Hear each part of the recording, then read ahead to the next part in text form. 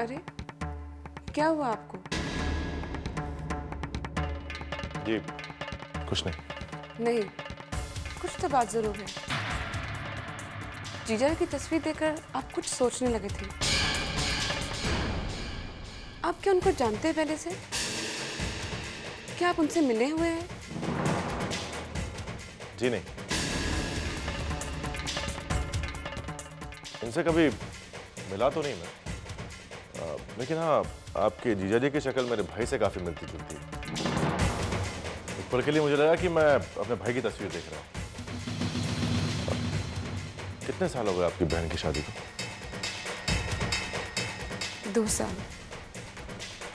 तो आपकी बहन इसी शहर में रहती है या? मेरी बहन अब इस शहर में तो क्या, इस दुनिया में ही नहीं है। My sister is dead. I'm sorry, लेकिन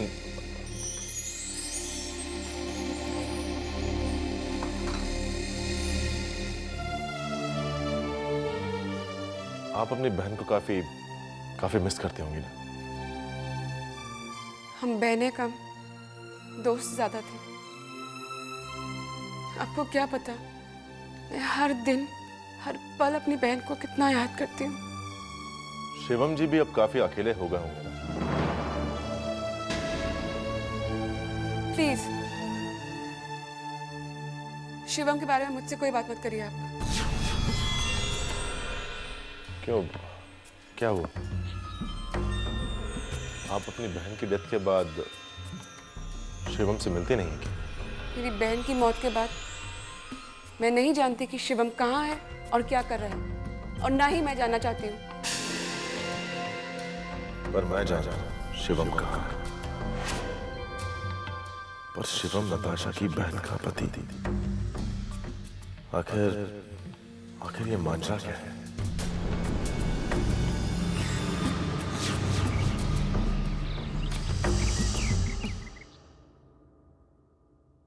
पिताजी की मौत के बाद पुलिस ने वेदिका दीदी की हत्या का मुकदमा ही बंद कर दिया। पिताजी की मौत को सबने आत्महत्या का नाम दिया। हम तो पिताजी के जीते जी उन पर लगा कलंक नहीं मिटा पाए, पर हम ऐसे नहीं जी पाएंगे। हमें कोई कातिल की बेटी कहे ये हमें मंजूर नहीं। अर्पिता पुत्र चल, खाना तैयार है आज। नहीं तितली मम्मी,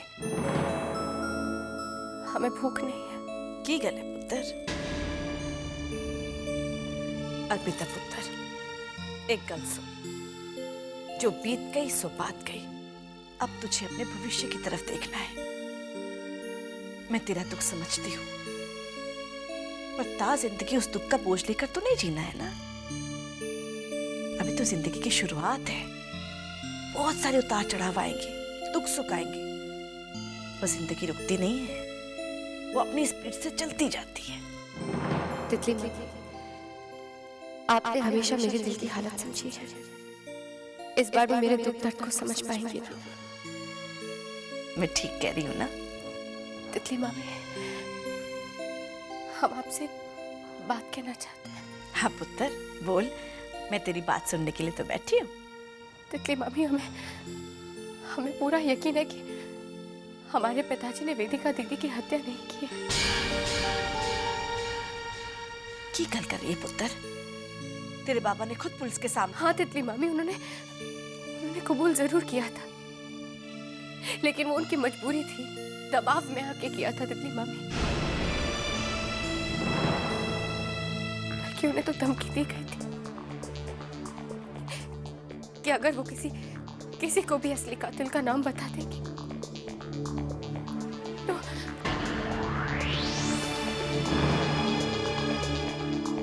तो हमारा विश्वास कीजिए तितली मामी, हमारे पिताजी बेकसूर हैं, उन्होंने कुछ नहीं किया।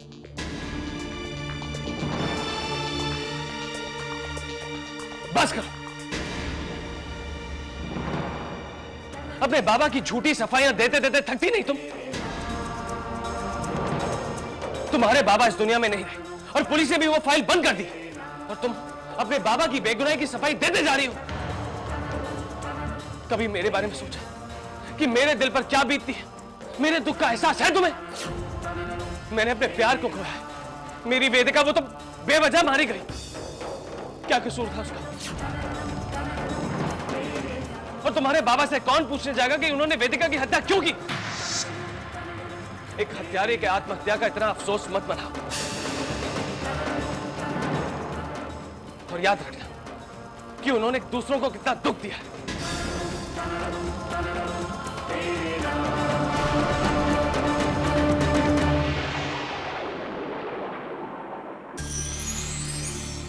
ठंड रख पुत्र, क्यों गुस्से में अपनी और उस बेचारी की डेथ कराई जा रहा है? शांत हो जा मेरे बच्चे, शांत हो जा।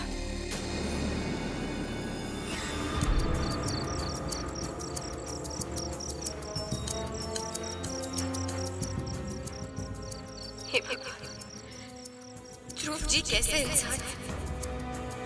अपने झूठे दुख और दर्द का वास्ता देते सच्चाई पर पर्दा डाल रहे हैं।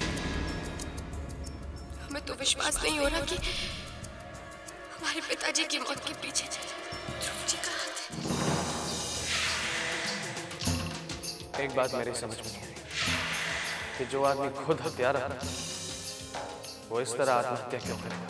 वो इस तरह आत्महत्या क्यों करेगा? वो इस तरह आत्महत्या क्यों करेगा? वो इस तरह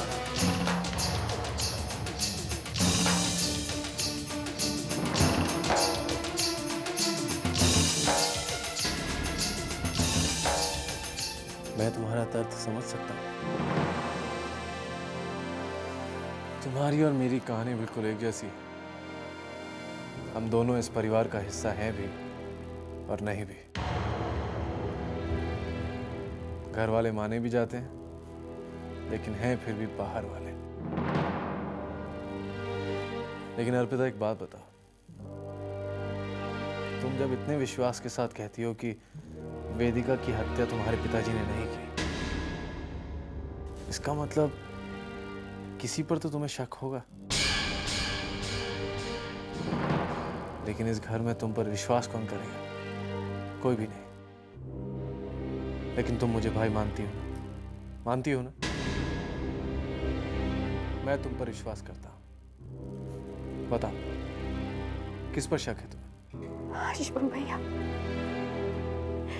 शक नहीं, हमें यकीन है कि वेदिका दीदी की हत्या भी ध्रुव जी ने की थी और हमारे पिताजी की भी हत्या ध्रुव जी ने की।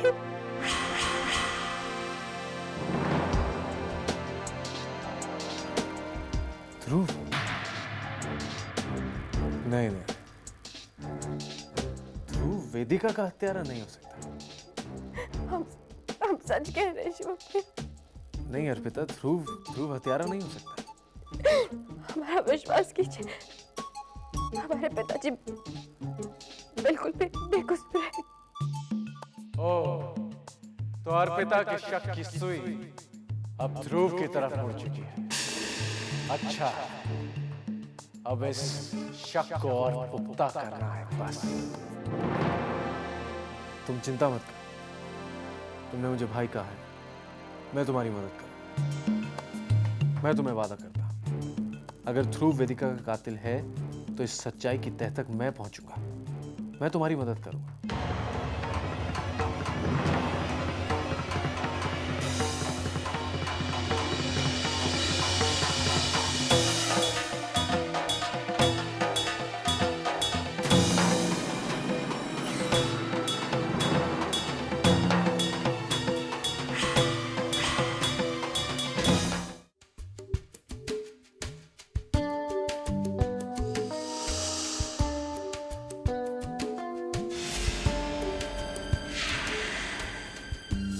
ये मेरी बहन के पति हैं, मेरे जीजा जी हैं शिवम।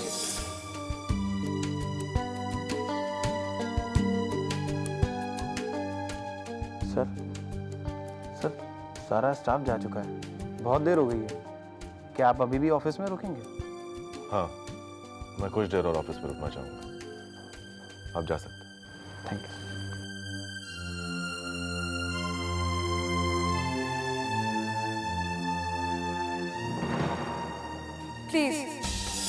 शिवम के बारे में मुझसे कोई बात मत करिए। क्या हुआ? आप अपनी बहन की डेथ के बाद शिवम से मिलते नहीं? मेरी बहन की मौत के बाद मैं नहीं जानती कि शिवम कहाँ है और क्या कर रहा है, और ना ही मैं जानना चाहती हूँ। शिवम की असलियत क्या है मुझे ये पता लगाना ही होगा। ध्रुव के और परिवार के मुंह से मैंने हमेशा शिवम की तारीफ ही सुनी, पर नताशा उसके मन में लगता है जैसे शिवम के लिए सिर्फ कड़वाहट भरी है।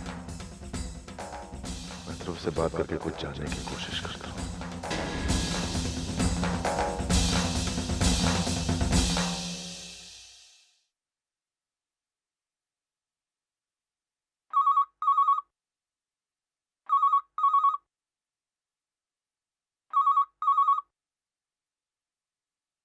हाँ ध्रुव, रुद्र बोल रहा हूँ। रुद्र भैया, कैसे हैं आप? नया घर, नया ऑफिस, नया शहर, कैसे चल रहा है सब कुछ? मैं ठीक हूँ, तुम बताओ घर में सब कैसे हैं? घर में सब ठीक है भैया, आपको बहुत याद करते हैं। निहारिका भी बिल्कुल ठीक है। हाँ, ठीक तो हो गई। उसे शिवम जैसा जीवन साथी जो मिला है। हाँ भैया, शिवम की तारीफ तो करनी ही पड़ेगी। हमारे घर के लिए, हमारे बिजनेस के लिए क्या कुछ नहीं किया है उसने। अपना ना होकर भी कितना अपना है। हाँ, सो तो है। अच्छा ध्रुव, शिवम, मैं जब तक शिवम के बारे में और कुछ पता नहीं लगा लेता तब तक मैं ध्रुव से या किसी से शिवम के खिलाफ कुछ नहीं कहूंगा। हेलो हेलो हेलो भैया। हाँ ध्रुव, वो लाइन में कुछ गड़बड़ थी। हाँ भैया, आप शिवम के बारे में कुछ पूछ रहे थे। हाँ, मैं तो बस उसकी तारीफ ही कर सकता हूँ। अच्छा ध्रुव, शिवम का अपना भी कोई परिवार है या? उनकी एक बहन है और अपने परिवार के बारे में उन्होंने कभी कुछ बताया नहीं, और हम लोगों ने पूछा भी नहीं, क्योंकि अब तो वो हमारे परिवार का हिस्सा बन चुके हैं। हाँ, सो तो है। अच्छा ध्रुव, मैं बाद में बात करता हूँ। बाय। बाय भैया।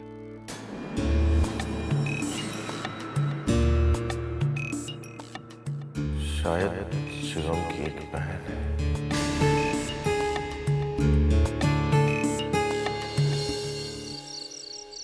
कृष्णा बेटा, खाना खा। कृष्णा कहाँ चला गया?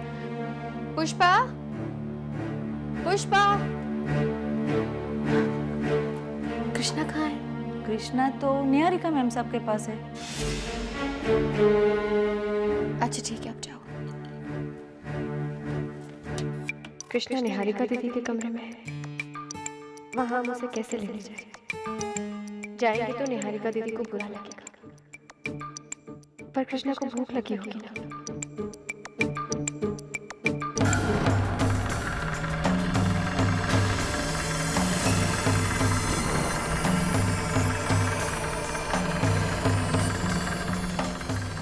इसे भूख लगी होगी, खाना खिला दो।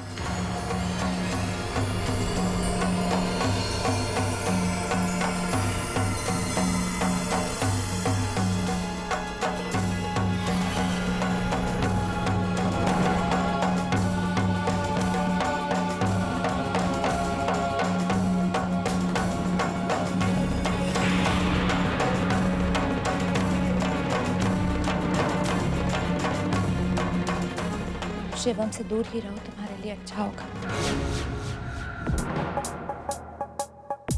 लगता है निहारिका दीदी ने हमें शिवम भैया के साथ देख लिया है, इसलिए उन्हें शायद बुरा लग रहा है। निहारिका दीदी, हम अपना भला बुरा जानते हैं, और हम ये भी जानते हैं कि शिवम भैया आपके पति है, और वो बहुत अच्छे इंसान भी है। नहीं, वो तुम बस उससे दूर रहो।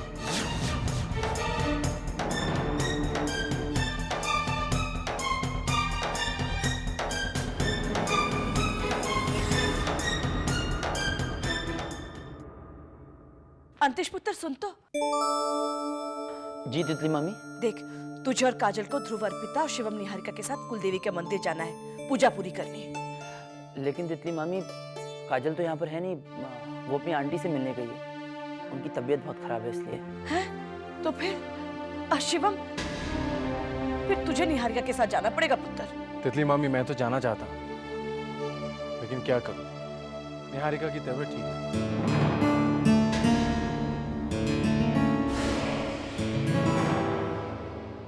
आप एक काम कीजिए ना, अर्पिता और ध्रुव को भेज दीजिए।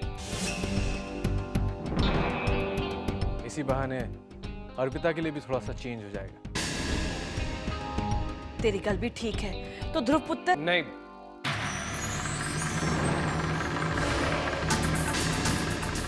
जब सब जा पाएंगे तभी जाएंगे। ऐसा नहीं हो सकता, पूजा की अनदेखी नहीं की जा सकती। तुम तीनों में से किसी एक जोड़े को तो जाना ही पड़ेगा। ध्रुव, अर्पिता, तुम दोनों ही जाओगे पूजा में, मैंने कह दिया बस।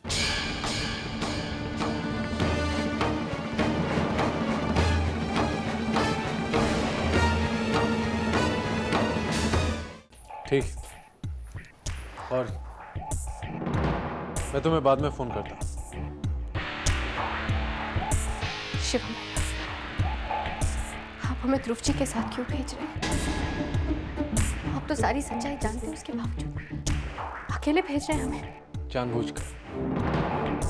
मैं चाहता हूँ कि तुम ध्रुव का गुनाह खुद उसके मुंह से उगलवाओ। मगर कैसे शिवम भैया? इसकी एक तरकीब है मेरे पास। हमें किसी भी तरकीब या खेल का हिस्सा नहीं बनना है। अर्पिता, मेरी बात समझो। जब तुम दोनों वहां अकेले होगे, तब मैं वहां ऐसे हालात बना दूंगा कि उसे सच बोलना ही होगा। हम आपसे गुजारिश करते हैं शिवम भैया, ये खेल और हालात में हमें मत उलझाइए। देखो, ठंडे दिमाग से सिर्फ सोचो। अगर ध्रुव गुनहगार है तो उसे सजा देने का हक सिर्फ तुम्हें, सिर्फ तुम्हें।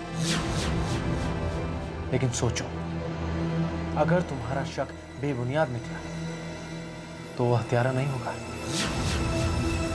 फिर तुम सारी जिंदगी उसके साथ निश्चिंत होकर प्यार से बिता सकती हो। फिर ध्रुव हत्यारा नहीं होगा, फिर वो सिर्फ तुम्हारा होगा। तुम ऐसी जिंदगी बिताना चाहती हो ना उसके साथ? अब तुम बताओ, क्या तुम दोनों को अकेले जाने को कहकर मैं कुछ गलत कर रहा हूं? नहीं ना? गुड।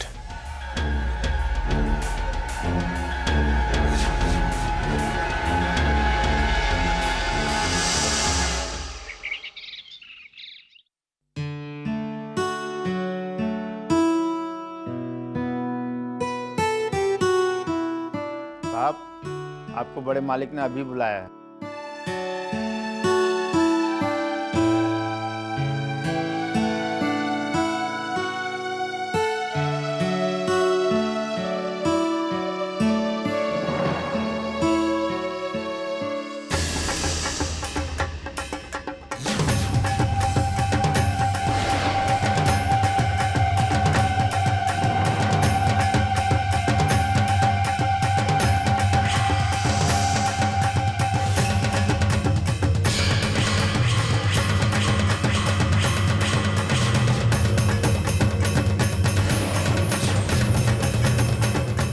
अर्पिता, तुम मेरा आखिरी शिकार हो, और तुम मेरे हाथों नहीं, अपने ही पति के हाथों मारी जाओगे, ध्रुव के हाथों।